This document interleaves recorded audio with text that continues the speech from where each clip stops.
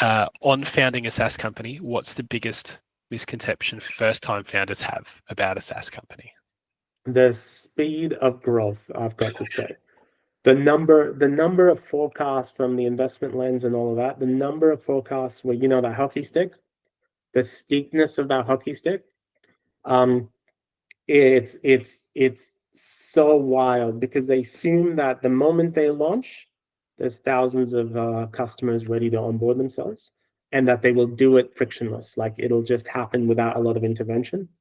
That's something that typically that day one founder or early founder, and then have the same conversation with that founder 2 years ago, and I'm sure we're both in the same shoes, and you're like, yeah, we were wrong. I've written 1,000 Excel models. Not one of them has been right. I made so many billion-dollar companies on spreadsheets, man. Yeah, it's awesome. Yeah, that's great. Yeah. Awesome.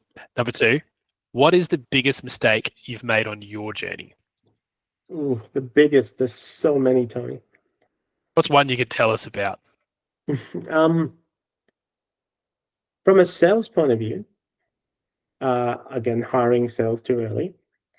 But from even more fundamentals, I think knowing your founders, getting your founder vesting agreements, and doing due diligence on your investors if you're going down that pathway.